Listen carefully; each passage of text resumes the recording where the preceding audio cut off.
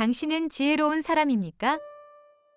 오늘의 본문은 열왕기상 11장 41절에서 12장 15절까지의 말씀입니다. 말씀 살펴보기. 솔로몬의 통치기에 있었던 다른 모든 일들과 그 지혜는 솔로몬의 역대기에 기록되어 있습니다. 솔로몬은 예루살렘에서 온 이스라엘을 40년 동안 다스렸습니다. 그는 죽어 그 아버지 다윗의 성에 묻혔습니다. 그리고 그 아들 르호보암이 왕위를 계승했습니다. 르호보암이 세겜으로 갔습니다.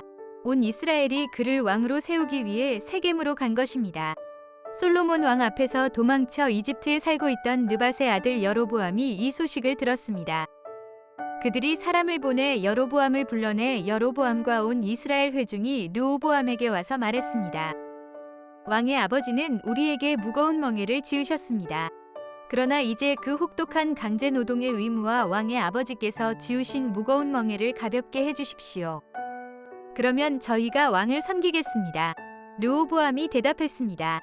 돌아갔다가 3일 후에 다시 오라. 그러자 사람들이 돌아갔습니다. 르호보암 왕은 자기 아버지 솔로몬이 살아있을 때 왕 앞에서 섬겼던 노인들에게 조언을 구하며 물었습니다.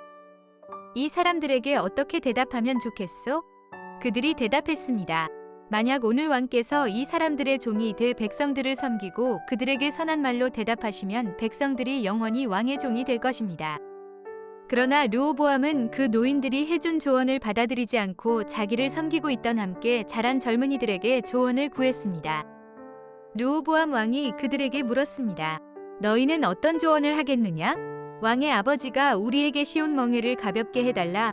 고 내게 말하는 이 백성들에게 어떻게 대답해야겠느냐? 함께 자란 젊은이들이 대답했습니다. 왕께서는 왕의 아버지는 우리에게 무거운 멍에를 지우셨으나 왕은 우리 멍에를 가볍게 해달라고 말한 이 백성들에게 이렇게 말씀하십시오. 내 새끼손가락이 내 아버지의 허리보다 굵다.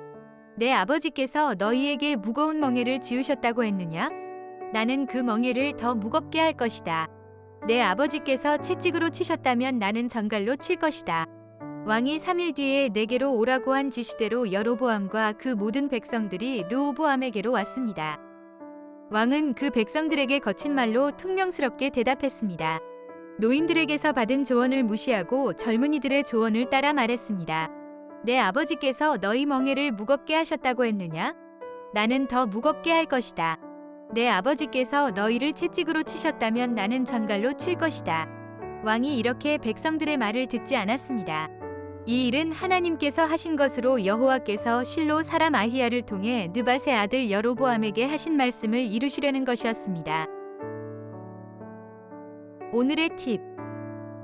1절이 세겜. 이곳은 이스라엘 왕의 즉위식에 알맞은 장소입니다. 하나님이 아브라함에게 처음으로 가나안 땅을 주시겠다고 약속한 곳입니다. 그리고 이스라엘 백성은 가나안 정복전쟁 중 이곳에서 하나님과 언약했습니다.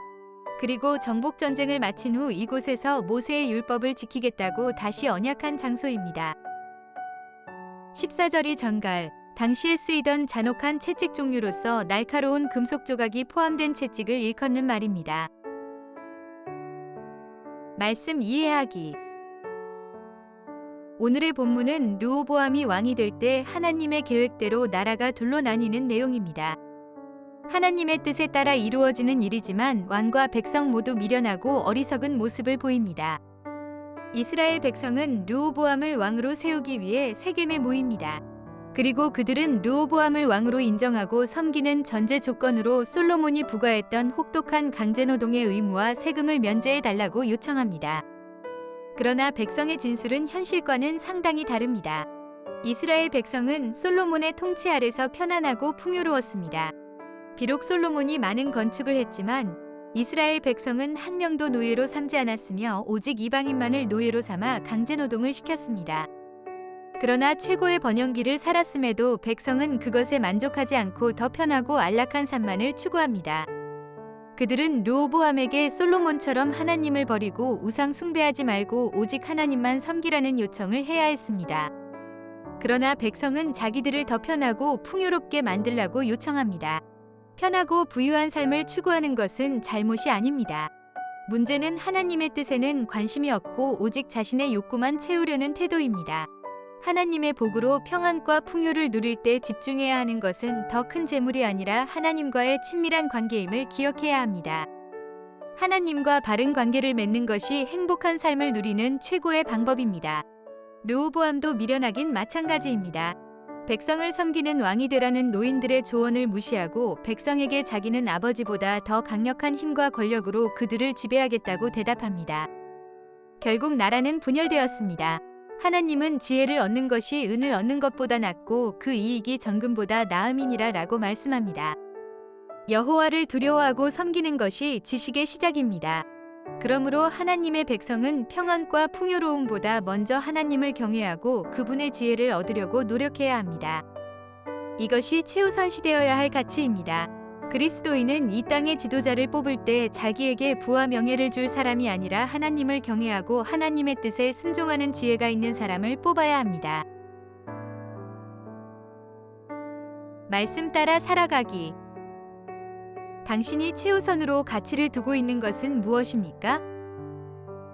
당신이 생각하는 지도자의 가장 중요한 자격은 무엇입니까?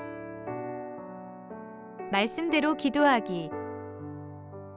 이 땅에 하나님을 두려워하고 그분을 온전히 섬기는 지혜가 있는 지도자가 세워지도록 함께 기도합시다. 모든 그리스도인이 풍요로움보다 하나님의 지혜를 더 소중하게 여기고 추구하도록 함께 기도합시다.